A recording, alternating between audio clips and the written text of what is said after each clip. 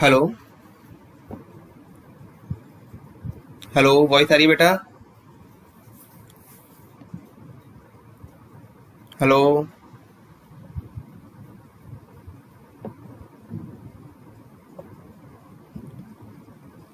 Hello. Hello sir. Yes sir. Voice आ रही है मेरी बेटा? यस सर आ रही यस है। सर। Yes sir. चलिए क्लास स्टार्ट करते हैं।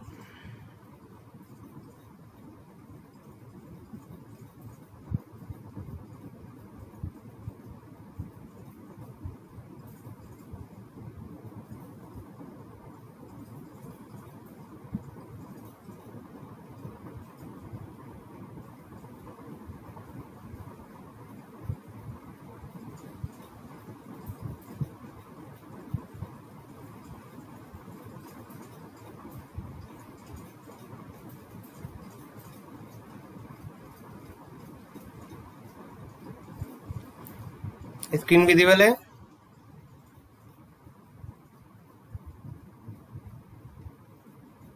Yes sir. Okay. Okay. Last class में हमारा हमने प्रॉब्लम सॉल्व की थी। यहाँ तक हो गया था हमारा। यहाँ तक किसी को डाउट है प्रॉब्लम में? ये क्वेश्चन जो हमने सॉल्व किया था,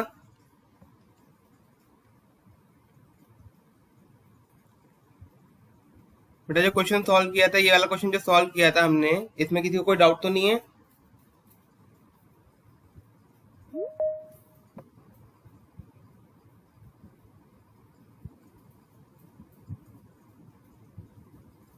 बेटा वॉइस आ रही है?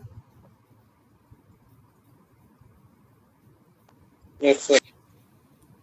Yes sir. तो क्वेश्चन सर एक और न्यू गाइड कल ऐसे ही करा दी सर। एक और न्यूमेरिकल करा दें? चलिए नोट कीजिए, हाँ। क्वेश्चन बोलता हूँ।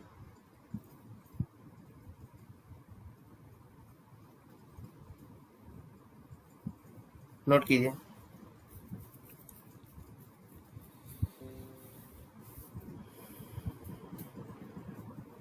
A refrigerator, a refrigerator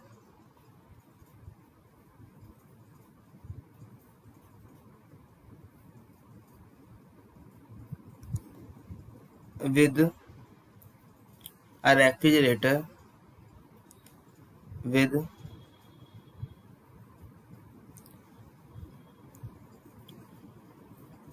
2 ton of refrigeration, a refrigerator with 2 ton of refrigeration, with 2 ton of refrigeration capacity, a refrigerator with 2 ton of refrigeration capacity consumes, a refrigerator with 2 ton of refrigeration capacity consumes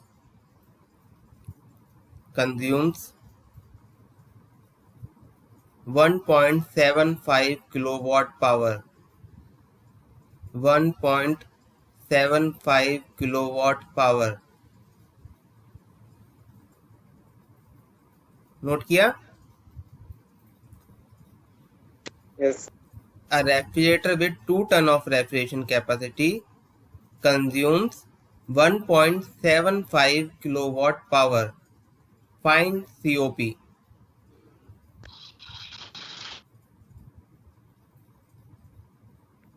करो question solve. बताओ मेरे को क्या आएगा answer.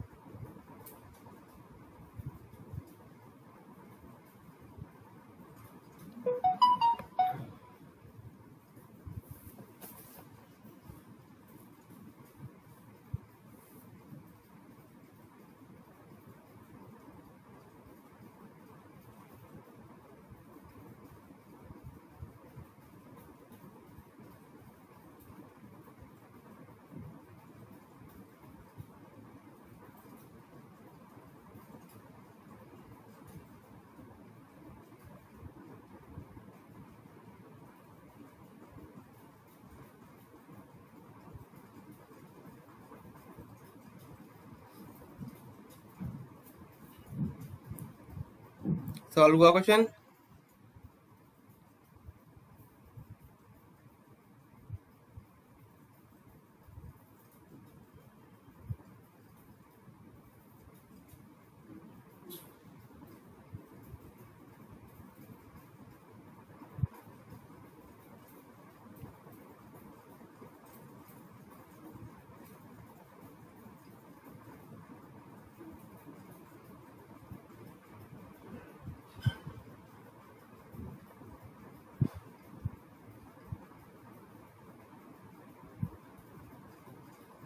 Solve हुआ बेटा?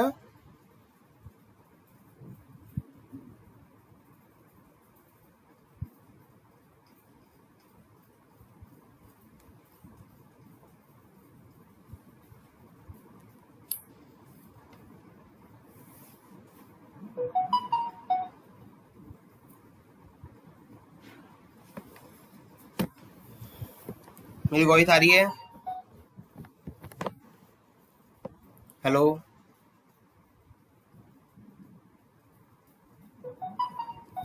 Hello? अभी नहीं हुआ सर। करो बेटा, जल्दी सॉल्व करो, बहुत देर लगा रहे हो।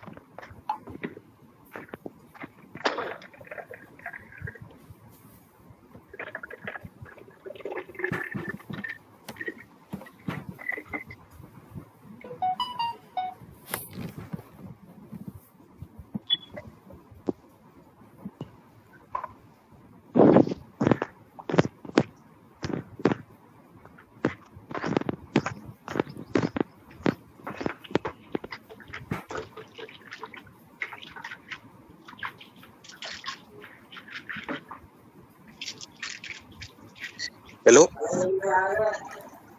सर। हाँ बोलो।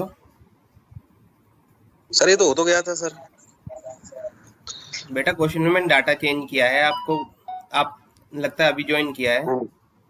क्वेश्चन है हमारा, refrigerator with 2 ton of refrigeration capacity consumes 1.75 kilowatt power, find COP. हमारा क्वेश्चन चेंज हो गया है, ये क्वेश्चन नहीं है। A refrigerator with 2 ton of refrigeration capacity consumes 1.75 kilowatt power. अच्छा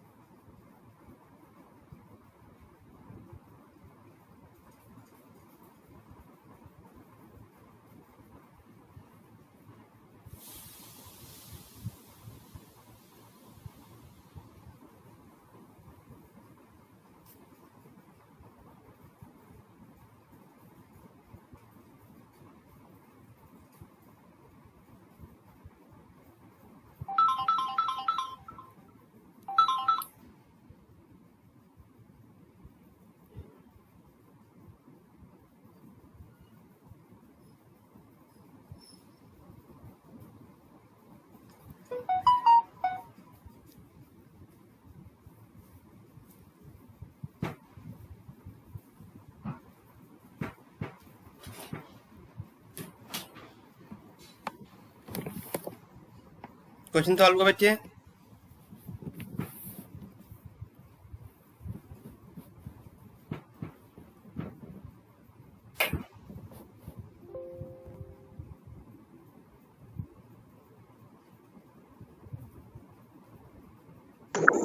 सर हेलो हाँ सर, बोलो। इसमें सर पावर रिक्वायर्ड ही निकालनी है। इसमें सर नहीं। पावर रिक्वायर्ड ही निकालनी है क्या? इसमें सीओपी निकालना बेटा। क्वेश्चन आपने सुना नहीं ढंग से, मैं दोबारा बोलता हूँ। क्वेश्चन है हमारा, refrigerator with 2 ton of refrigeration capacity consumes 1.75 kilowatt power. हमें पावर भी गिवन है और हमें 2 ton of refrigeration capacity given है, और सीओपी निकालना है हमें। ठीक है सर। 2 मिनट से ज्यादा अब लगने नहीं चाहिए, जल्दी से सॉल्व करो क्वेश्चन, आंसर बताओ।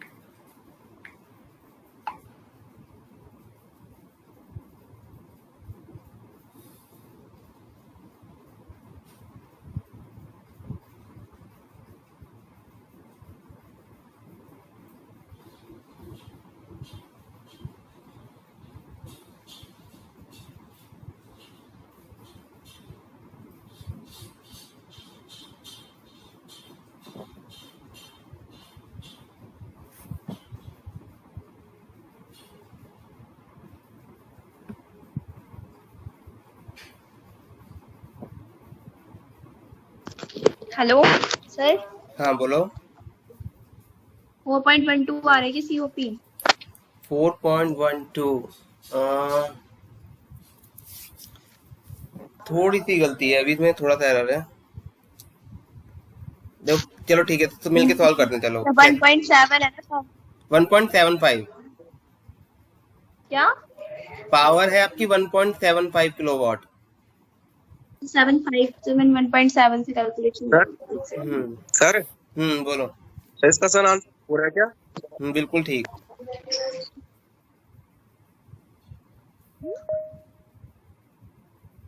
हेलो हाँ बोलो। सर, इसका आंसर सर 4 है।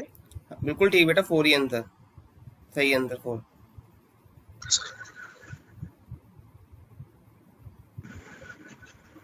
बाकी सब बच्चों का 4 आ गया। पावर को आ गया 4। अब 4 आ गया। हाँ जी सर। ओके, बाकी बच्चों का आया 4। सर एक बार आप सॉल्व करके बता दो। चलिए सॉल्व कर लेते हैं एक बार।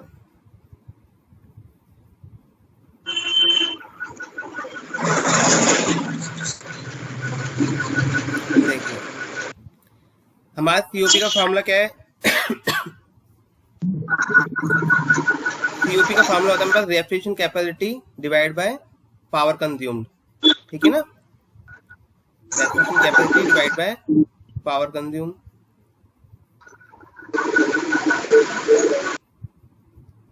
रेफ्रिजरेशन कैपेसिटी हमारे पास कितनी है अभी हमारे नई वाली प्रॉब्लम में? 2 टन ऑफ रेफ्रिजरेशन, तो यहाँ पे आ जाएगा 2 इंटू में 3.5 किलोवाट। ठीक है, 2 इंटू में 3.5 किलोवाट। और हमारे पास पावर कंज्यूम कितना है? 1.75 किलोवाट। जब डिवाइड करोगे आप 2 इंटू 3.5 डिवाइड बाय 1.75, तो आंसर आ जाएगा आपका 4। ठीक है,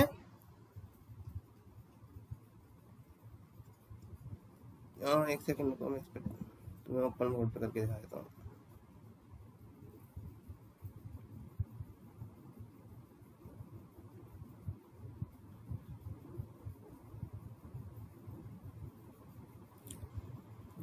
बेटा आप लोगों को व्हाइट बोर्ड दिखाई दे रहा है? No sir. हाँ सर। ओके, सर दिख रहा है। व्हाइट बोर्ड दिख रहा है आपको? No sir. नहीं सर, नहीं दिख रहा है। एक सेकंड रुकिए।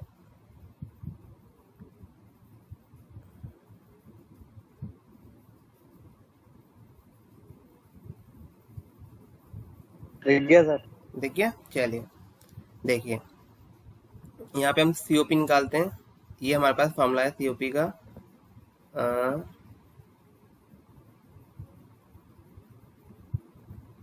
सीओपी का फॉर्मूला क्या है हमारे पास? Refrigeration capacity divide by power consume, जितनी भी रेट ऑफ पावर है। वर्क।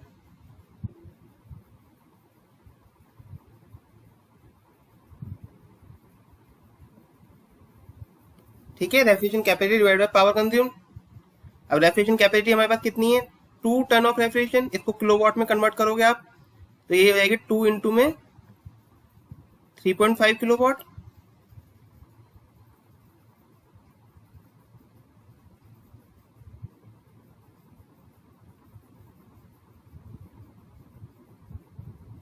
और पावर कंज्यूम आपको कितनी बताई मैंने? 1.75।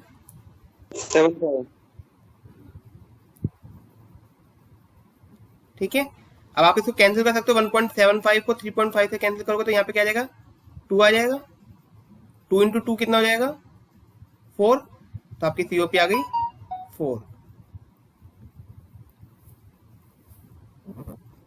क्लियर हुआ?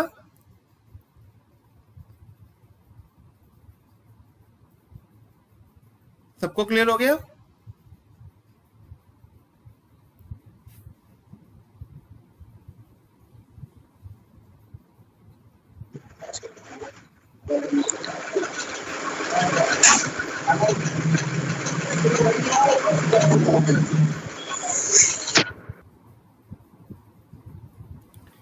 बेटा नोट कर लो जिसने नोट नहीं किया है। हेलो बोलो। सर। सर इसमें सर इसकी जो सीओपी होगी वो सिर्फ 4 ही आएगी, उसकी कोई यूनिट नहीं होगी? नहीं बेटा, देखो ऊपर रेफ्रिजरेशन कैपेसिटी की यूनिट क्या है? किलोवाट। पावर की यूनिट क्या है? किलोवाट। तो कैंसिल, सेम यूनिट हाँ, कैंसिल हो जाएगी। सीओपी यूनिट लेस होता है आपका, डायमेंशन लेस होता है। अच्छा अच्छा अच्छा।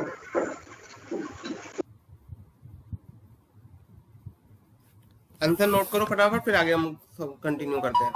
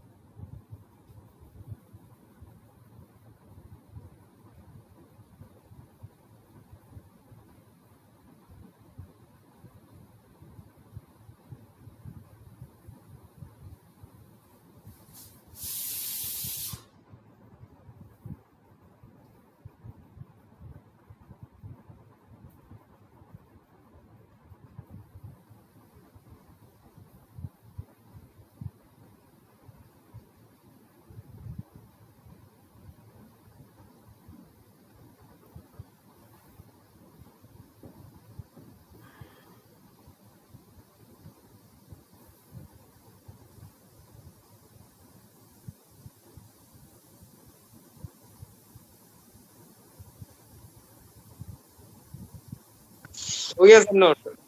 चलिए आगे कंटिन्यू करते हैं।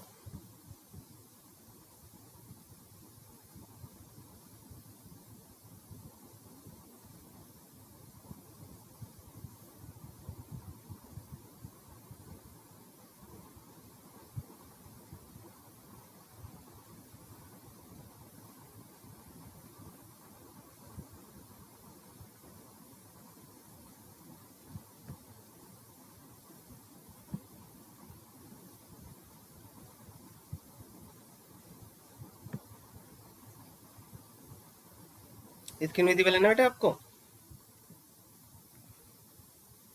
Yes sir. चलिए नेक्स्ट हमारा है रिवर्स कार्नोट साइकिल। इसको समझ लेते हैं क्या होता है रिवर्स कार्नोट साइकिल। आपने कार्नोट साइकिल स्कूल में पढ़ चुके हो आप 11th क्लास में, ठीक है। कार्नोट साइकिल में क्या होता है कि हमारा एवेपोरेटर से टरबाइन की तरफ फ्लो होता है, then turbine to condenser, condenser to compressor, then evaporator. अगर हम इस डायरेक्शन ऑफ फ्लो को रिवर्स कर दें तो ये हमारे पास बन जाती है साइकिल रिवर्स कार्नोट साइकिल, ठीक है। Direction of heat of work हमारे रिवर्स हो जाएंगे। A refrigerator heat pump that operates on the reverse Carnot cycle is called Carnot refrigerator और Carnot heat pump। अगर हमारा रेफ्रिजरेटर है जो Carnot refrigeration reverse Carnot refrigeration cycle पे reverse Carnot cycle पे काम कर रहा है तो उसको हम बोलते हैं कार्नोट रेफ्रिजरेटर। और अगर हमारा हीट पंप है वो रिवर्स कार्नोट साइकिल पे फंक्शन कर रहा है, ऑपरेट कर रहा है, तो उसको हम बोलेंगे कार्नोट हीट पंप। ये चीज क्लियर है। ये वार्म मीडियम है, मतलब आउटसाइड का टेम्परेचर है, इसको हम T1 से डिनोट करेंगे। इसको T1 लिख लेना, TH की जगह T1 कर लेना इसको, ठीक है। और यहाँ पे इसको T2 कर लेना।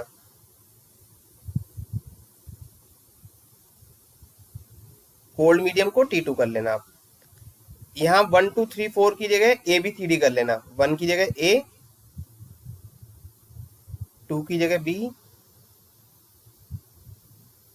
3 की जगह C और 4 की जगह D।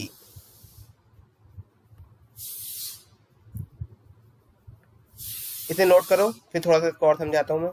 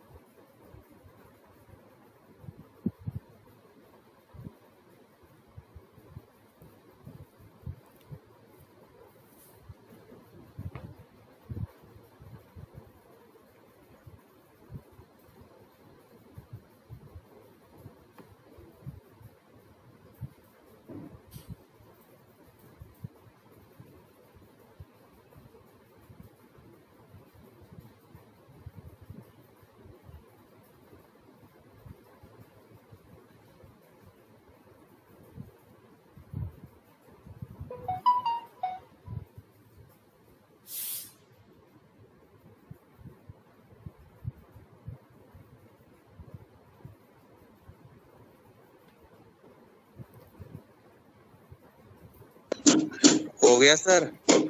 हो गया सबका? हो गया। चलो कर लो, ड्रॉ कर लो, अभी नहीं हुआ सर। कोई बात नहीं, ड्रॉ कर लो आराम से।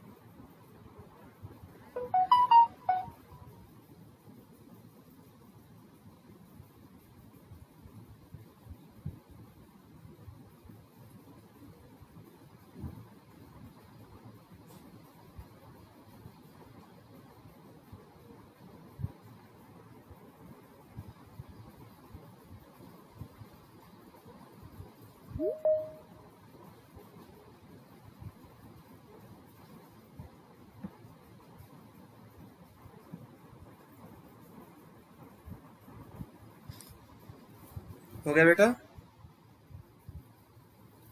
Yes sir. चलिए थोड़ा समझ लेते हैं इसको और अच्छे तरीके से। देखो बेटा, जो एवापोरेटर होता है ना, ये आपका जो एवापोरेटर लिखा होता है, ये आपका होता है जो रेफ्रिजरेटर पार्ट होता है, जो आपका फ्रीजर होता है ना, फ्रिज के अंदर वो पोर्शन होता है हमारा ये एवापोरेटर। यहाँ से वो क्या करेगा, एवापोरेटर टेम्परेचर, जो कोल्ड टेम्परेचर है, जो हमारा फ्रीजर का टेम्परेचर है, उसको मेंटेन करने के लिए वहां की जो हीट होगा वो कंज्यूम करेगा। ठीक है, दिस इज क्यू एल या क्यू टू कर लो आप इसे, जो क्यू एल लिख रखा है आप इसको क्यू टू लिख लेना। ठीक है, तो ये Q2 हीट को एब्जॉर्ब करेगा एवापोरेटर। ठीक है, अब इसके अंदर जो भी फ्लूइड यहाँ पे आ रहा था कम टेम्परेचर पे, वो इसकी हीट को लेगा और वो वेपराइज हो जाएगा। फिर वो कंप्रेसर में एंटर करेगा। यहाँ पे लो टेम्परेचर था, T2 लो टेम्परेचर था, अब कंप्रेस होगा, ये आइसेंट्रोपिक कंप्रेशन में जाएगा और ये हाई टेम्परेचर में जाएगा, T1 high temperature high pressure. ठीक है, फिर ये कंडेंसर में फ्लो करेगा। कंडेंसर में क्या आपका कूलिंग प्रोवाइड करेंगे कंडेंसर के अंदर, जिससे वो क्या करेगा, जो हीट होगी इसकी उसको वो रिजेक्ट कर देगा बाहर एनवायरनमेंट में। जो वहाँ पीछे कंडेंसिंग कॉइल होती है फ्रिज के, ये वहाँ पे बाहर हाई टेम्परेचर T1 जो एनवायरनमेंट टेम्परेचर है वहाँ पे ये रिजेक्ट कर देगा। उसके बाद हमारे टरबाइन में एंटर करेगा, जिससे हमारा टेम्परेचर कम हो जाएगा, T2 टेम्परेचर आ जाएगा। अगेन ये एवापोरेटर में एंटर करेगा। इस तरीके से हमारी साइकिल कंटिन्यू चलती रहेगी। ठीक है, अब हम इसकी सीओपी निकालते हैं। इसमें कैसे निकालते हैं सीओपी, ये देखिए, ये इसका पीवी ग्राफ है और ये इसका टीएस ग्राफ है। पीवी मतलब प्रेशर वॉल्यूम ग्राफ, टीएस मतलब टेम्परेचर एंट्रोपी ग्राफ। ठीक है, A to B isothermal heat addition, B2C adiabatic compression, C2D isothermal heat rejection and D2A adiabatic expansion। अगर हम TS डायग्राम बनाएंगे तो एक रेक्टेंगल बन जाएगा। Q2 is the heat absorbed at evaporator, Q1 is the heat rejected at condenser। ठीक है, फिर जब COP निकालोगे तो COP का फॉर्मूला क्या है रेफ्रिजरेटर केस में, heat absorb divide by work supplied. तो हीट एब्जॉर्ब कितनी है हमारी Q2, वर्क सप्लाइड कितना हो जाएगा Q1 माइनस Q2। यहां तक समझ में आया बेटा? यहां तक समझ में आया आपको?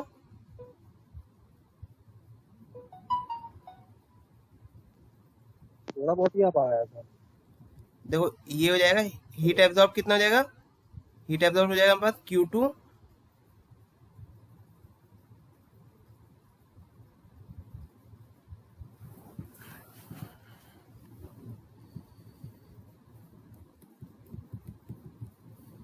जो हीट एब्जॉर्ब हो जाएगा हमारे पास हो जाएगा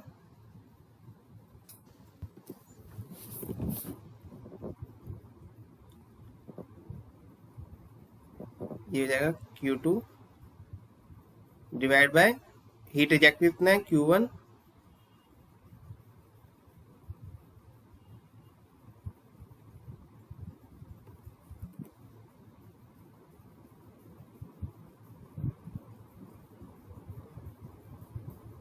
Q1 माइनस Q2। इसको नोट कर लेना, मेरा नोट हो नहीं पा रहा मेरा। It will be Q1 minus Q2, heat rejected Q1, heat absorb Q2। यहां तक आप नोट कीजिए, इसके बाद मैं आगे समझाता हूँ। यहां तक नोट कीजिए आप।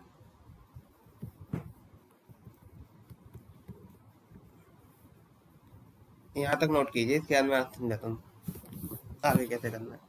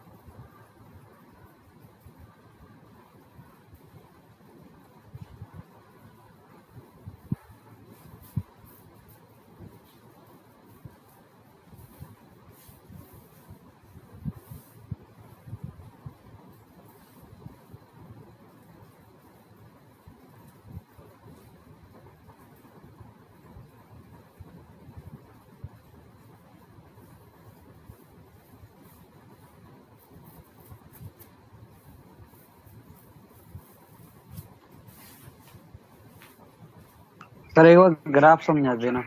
ग्राफ समझा दूंगा, आप पहले नोट कर लो।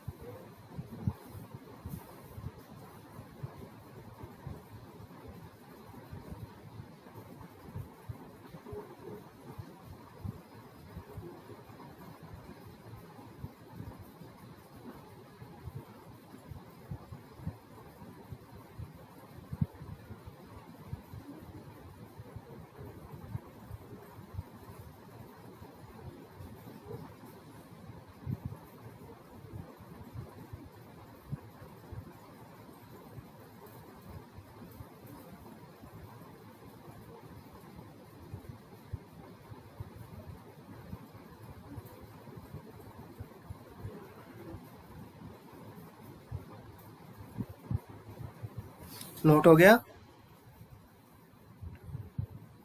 Yes sir. ओके, चलिए एक बार ग्राफ समझ लेते हैं दोबारा से। देखो बेटा, हमारा जो एवेपोरेटर है ये हमारा क्या है, कांस्टेंट टेम्परेचर प्रोसेस है हमारा, मतलब आइसोथर्मल प्रोसेस है 1 to 2, या फिर कहूँ A to B। तो हमने A to B दिखाया, ये A to B आपका आइसोथर्मल प्रोसेस दिखाया हमने पीवी ग्राफ पे, जिसका कर्व होता है वो इस तरीके से बनेगा आइसोथर्मल का।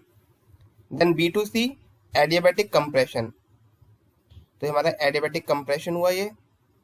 Then C to D isothermal again heat rejection, and D to A adiabatic expansion. ठीक है, ये हमारा adiabatic expansion. D to A जो टरबाइन में होता है, टरबाइन के अंदर हमारा एक्सपेंशन होता है। ठीक है, अब इधर आ जाओ TS ग्राफ पे।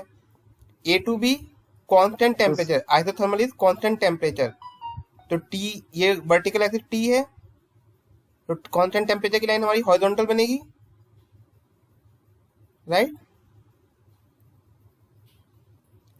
Then B to C adiabatic, reversible adiabatic actually है, reversible adiabatic compression.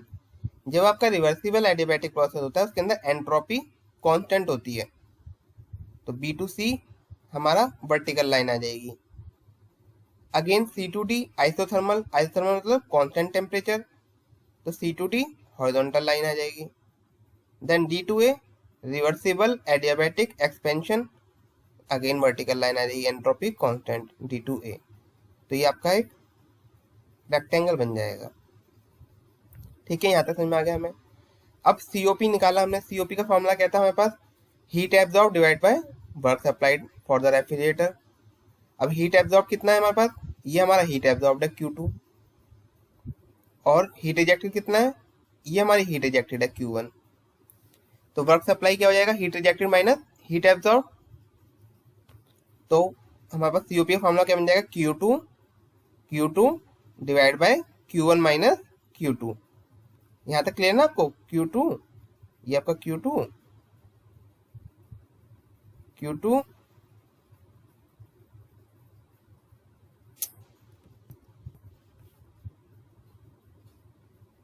Q2 divide by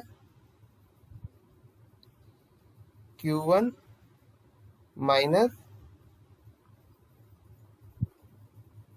Q2। यहां तक आप लोगों ने नोट कर लिया, heat absorb divide by heat rejected minus heat absorb, Q2 divide by Q1 minus Q2। यहां तक क्लियर है आपको?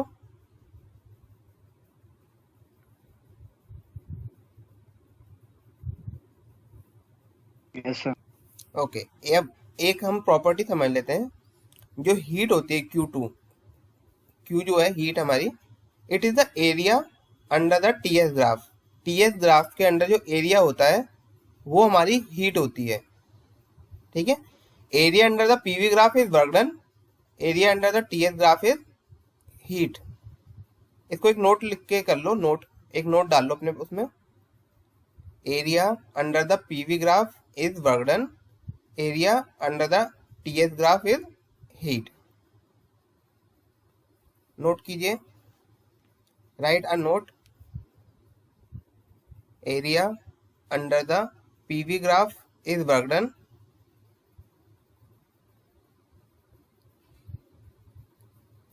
and area under TS graph is heat.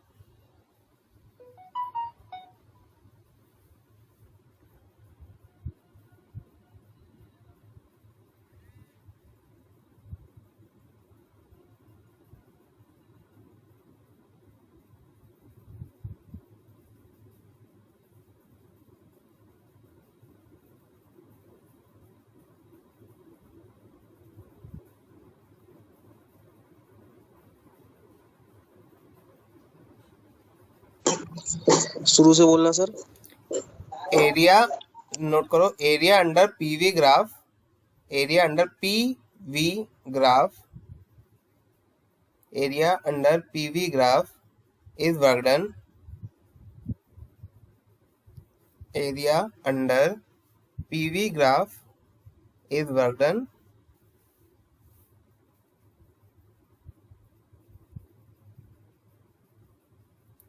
area under PV graph is broadened and area under TS graph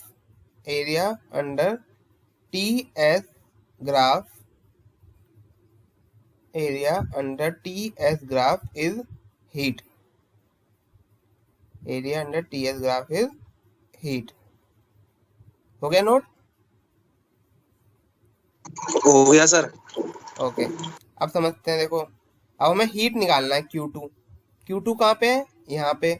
मतलब A B line के नीचे का area जितना भी है, मैं इसको अगर एरिया ये निकाल लूं तो ये Q2 आ जाएगा, क्योंकि हमारा area under the graph is heat है and area under the TS graph. तो ये जितना भी एरिया है, ये वाला जो एरिया बन गया हमारे पास, दिस एरिया, अगर ये एरिया निकाल लूं मैं तो ये Q2 आ जाएगा, because area under the graph is heat. अब Q2 निकालने के ये एरिया कैसे निकालोगे? एरिया लेंथ इंटू विड्थ कर दें, रेक्टेंगल है ये हमारा, तो लेंथ इंटू विड्थ। लेंथ कितनी है? ये दिस वन। ये एस बी एंट्रोपी है यहाँ पे, और एस ए यहाँ पे एंट्रोपी है, मतलब S B minus S A length हो गया। यस और नो? बेटा क्लियर हो रहा है? S B minus S A length हो गया इसका।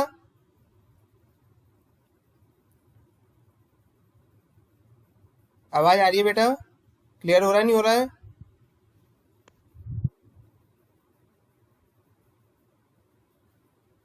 हेलो,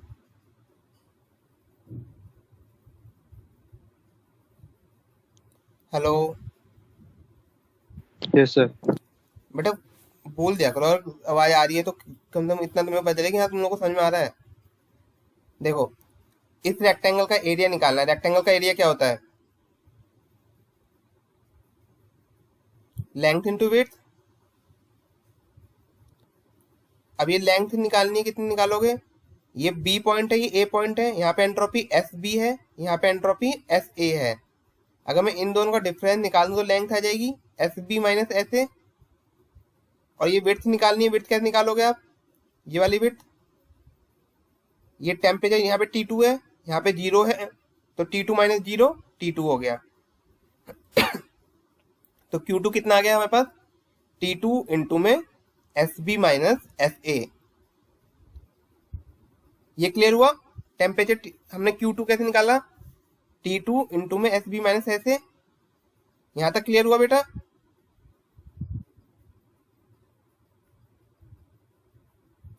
यस और नो? Yes sir. ओके, अब हम निकालते हैं Q1। Q1 निकालते हैं। Q1 कहाँ पे है? यहाँ पे है Q1। मतलब इस लाइन के नीचे का एरिया निकाल दूं अगर मैं, तो Q1 आ जाएगा। इस लाइन के नीचे का एरिया क्या है? ये वाला रेक्टेंगल, ये वाला।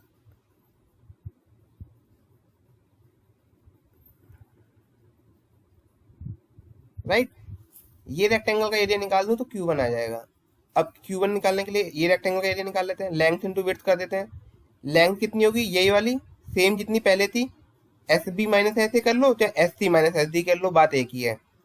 तो हमने S B minus S A कर दिया इसको, विड्थ को, तो लेंथ को। अब विड्थ निकालने, ये विड्थ, ये कितनी है?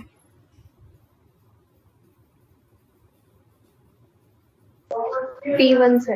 ये T1 टेम्परेचर है यहाँ पे, और यहाँ पे 0 है, तो T1 हो गया। T1 minus 0, right? तो हमारे पास हीट रिजेक्टेड Q1 कितना आ गया? T1 इंटू में S B minus S A. अब आप S B minus S A common ले लोगे, कैंसिल हो जाएगा। आपका आंसर क्या बचेगा? T2 upon T1 minus T2। यहां तक किसी को ना समझ में आया हो तो पूछो कैसे आया ये।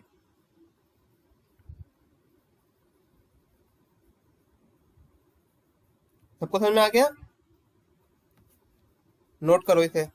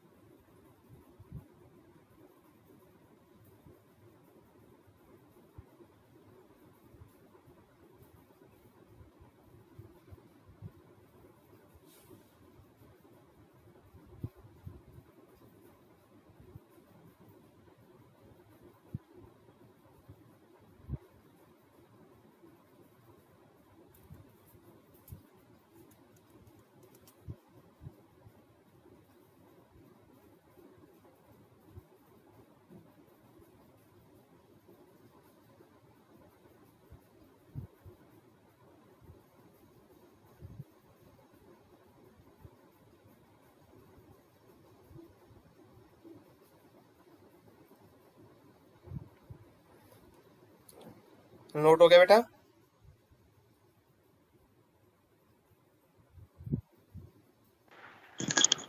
Yes sir. सबको समझ में आ गया?